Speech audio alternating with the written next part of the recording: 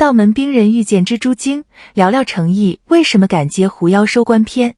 先说一句话，这句话不是台词，是我看完《天地剑心》前面几集之后自己琢磨出来的一个问题。一把从生下来就被磨好的剑，会不会也想知道自己到底为谁出鞘？这个问题是我自己冒出来的，不是哪个角色说的啊，先讲清楚，免得有粉丝去对台词对半天。但这个问题一旦冒出来，我发现他几乎把我后面想说的所有东西都提前讲完了。所以今天这期我们不聊剧情，剧情你随便搜，百度百科、爱奇艺简介写的比我清楚。我想聊的是这部剧、这个角色、这个演员放在2025年这个时间点的 Space 里是一个什么样的样本。我们一层一层来。第一层啊，先讲你看到的那一层。天地剑心36集，2025年10月25号爱奇艺独播。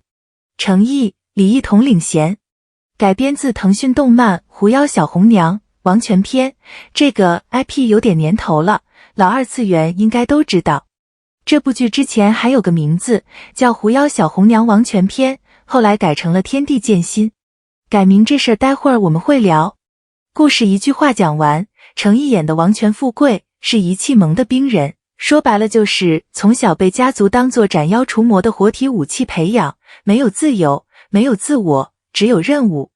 李一桐演的青铜是千丝洞的蜘蛛精，被毒娘子安排潜入王权山庄当间谍。结果你猜怎么着？朝夕相处之下，间谍真的动了心。人妖禁忌之恋，道门 vs 妖界，这是骨架。但天地剑心还有一层身份，这层身份比剧情本身重要的多，它是狐妖小红娘改编剧集的收官之作。前面有月红篇，有淮水竹亭，天地剑心是第3部，也是最后一部，3部曲的最后一棒。行，这是表面，表面就这些。第二层，这一层新闻稿不太写，但其实更重要。收官之作意味着什么？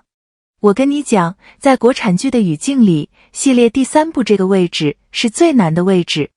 为什么？我用下棋打个比方，前2部走的是开局和中盘。开局拓荒，把世界观立起来；中盘验证，把粉丝盘坐稳。到第3部的时候，棋盘上所有的子都摆好了，观众的期待值已经被前2部拉满了，留给收官的只有一个动作，收。收得好，整个系列封神；收得差，前面所有的努力都会被回过头来重新审判。这是收官的残酷之处。而且，对了，我得插一句背景，不然这事儿讲不透。2024到2025这一段时间，整个仙侠赛道其实是在调整期的。市场对古偶加特效加男女主双修这套老配方有点审美疲。换个说法哈，观众在期待更多元的尝试。古偶不是没人看了，是观众变挑了。这个大环境下，敢接一部漫改加仙侠加系列收官的3重压力项目，本身就不是一个普通演员会做的选择。行，拉回来。我们说回程毅。程毅接下这一棒，懂行的人当时是有点意外的。因为以他当时的咖位，完全可以挑一个更稳妥的本子，一个没有系列对比包袱的本子，去打一个更安全的 KPI。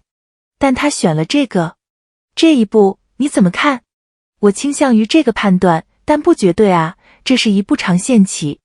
短期看是难，长期看是把剑修少年这个演员符号往更深处再钉一颗钉子。这种选择，弃子是为了将军。第3层，这一层我得慢慢说。王权富贵这个角色难在哪？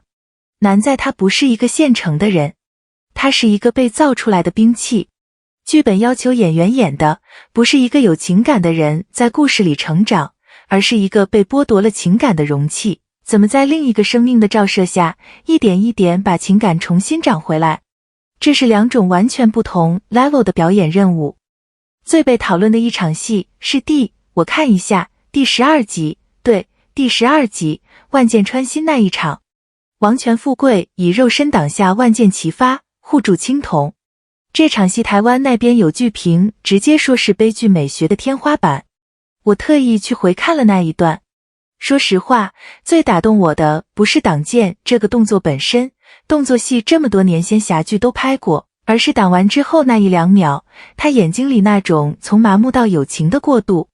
那不是演痛，那是演原来我也会痛，原来痛意味着什么。这种戏没有10年8年的演员功底是 hold 不住的。当然，我得诚实的说一句，网上也有不同声音。有篇知乎专栏的评论说这部剧魔改剧情，宝宝仙偶。这个声音存在，我不装作没看到。但你要往背后看，漫改剧，尤其是已经有大 IP 原著粉的漫改剧，本身就是一道没有标准答案的题。原著粉要还原，剧粉要改编，两边的审美天然撕裂。这不是哪一个演员能解决的问题，这是题材本身的天花板。在那个剧本框架下，任何演员都很难100%满足两边。而程毅做到的是，把表演那部分尽可能做到极致，这就够了。慢工出细活，这句话用在演员身上挺合适的。第4层，这一层是我想跟老粉聊的。你把程毅最近这几年的作品摆在一起看，沉香如屑、莲花楼、富山海，到现在的天地剑心，你会发现一件事，他不是在接戏，他是在养一条赛道。每一步都不一样，但每一步又都在同一条线上往前推。从带点少年气的剑修，到陈玉像的执剑人，到现在这个被造的兵器学会爱得更复杂的内核，每一步都在加码。这种走法不是流量打法，流量打法是哪热往哪扎，转一波就走。程毅走的是另一条路，把一个赛道做深、做透，做成自己的标签。说白了，他是在用作品 carry 自己的演员身份，而不是用身份去 carry 作品。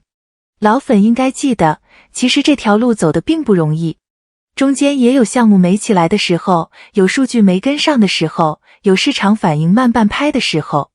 但他没换赛道，没去追风口，一直在做剑修少年这一类的角色，一直在打磨。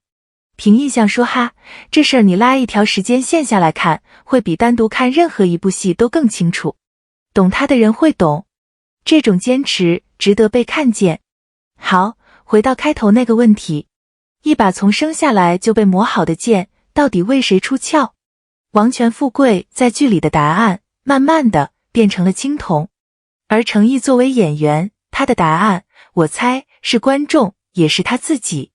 每一部作品都是一次出鞘，出鞘是为了什么？不是为了证明剑快，是为了证明剑有归处。天地剑心好不好，每个人有每个人的判断。但程毅在这一棒里做的是，接下了系列里最难的位置，把一个兵器演出了人味。这件事，时间会替他说话的。今天这期就到这，下期见。